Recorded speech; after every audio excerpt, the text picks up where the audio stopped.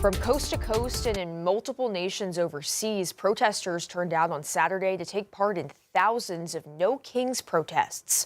The protests are against White House policies.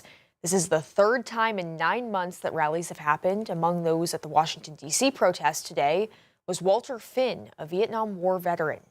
This protest means everything that I went to war, supposedly went to war for, and that was an illegal war, just like many of the others. You know, we have to learn to stop this and elect people that are real.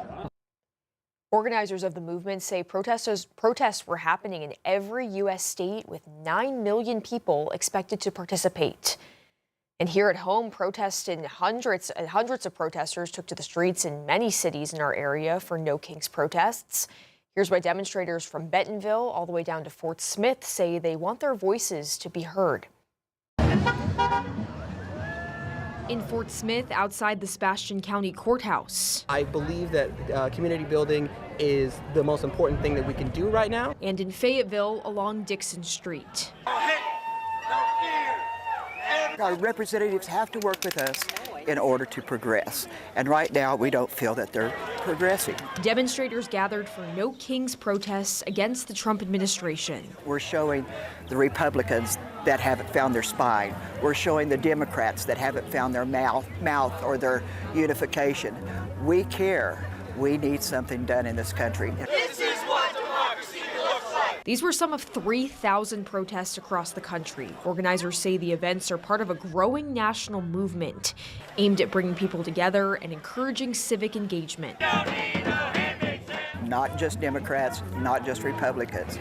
We, the citizens, want it done now. Everyone took to the streets with signs and chants for personal reasons. Some of the politicians begging for more money for war, around $23 billion, when that money can be going out to Americans. How ICE is handling people, the masking is not who we are. Our message is, why are we making such a big focus on trans oppression and taking away rights of human beings? But they say they're unified under one message. That the current administration is not in it for the people. And they hope these protests will bring change. The only way to achieve liberty in this country and freedom is through voting.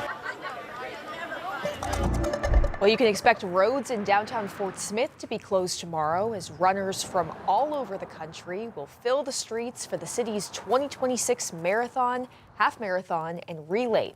City officials say drivers should be ready for delays tomorrow and to plan to give runners patience.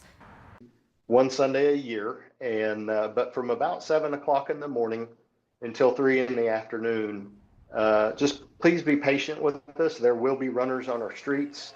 If you're going from the north side to the south side or vice versa, the interstate is probably your best route. The marathon takes place in downtown Fort Smith because of the rich history that organizers wanted to highlight. Even the medal this year reflects some of that history with an image of the Immaculate Conception Church downtown.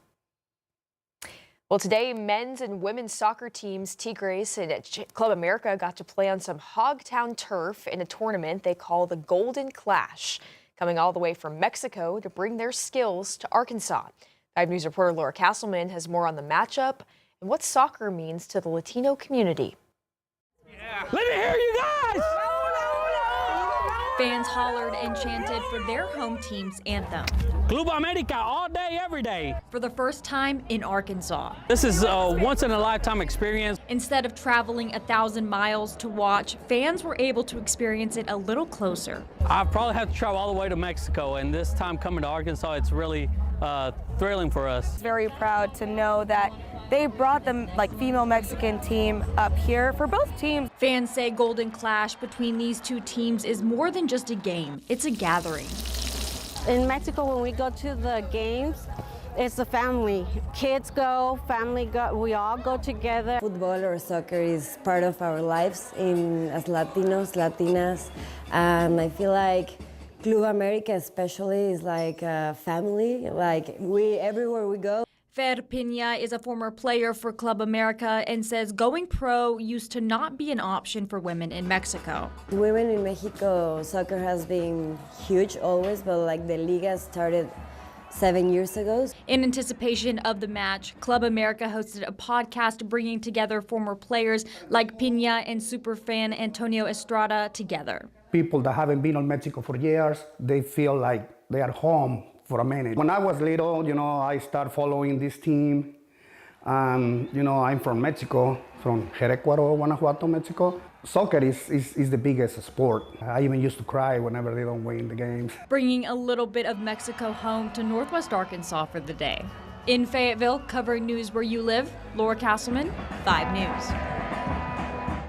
Well, speaking of soccer, the World Cup trophy was in America this week. It's part of a tour that FIFA is doing across North America. This is video from its first U.S. stop in Los Angeles. It'll eventually make its way to Canada and Mexico, where fans can get an up-close look at the most prized trophy in sports. The tour ends in New York in June ahead of the opening matches.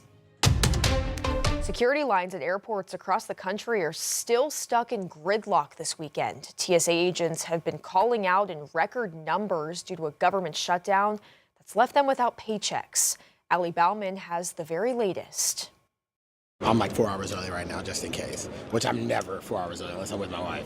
With long lines for TSA stretching into another week at airports across the country, the patience of travelers like McKee Mason is wearing thin. Like whatever y'all's petty arguments are, it's not really relevant to us, and this is not the way people want government to be involved in their lives. Lines have been so long in Houston, this flyer packed as lunch. Oranges, snacks, hummus and chips, and a thermos of coffee. Also traveling this weekend, members of Congress who left Capitol Hill Friday night for a 2-week recess without passing a funding bill for TSA and the rest of the Department of Homeland Security. So they're going home for their 2-week recess so they can go collect their golden Easter eggs and all their extra little campaign contributions, while my kids aren't going to have anything in their Easter eggs, okay?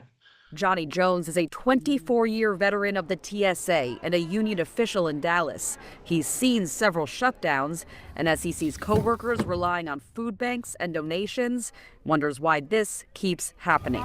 I have my blood pressures up. I can't sleep at night because I'm worried about everybody. This is a ridiculous scenario, and these politicians have failed us. And Jones says even if those promised checks come on Monday, it still won't be enough to make up for all the late fees he and his colleagues have incurred from weeks of missed payments. Ali Bauman, CBS News, New York.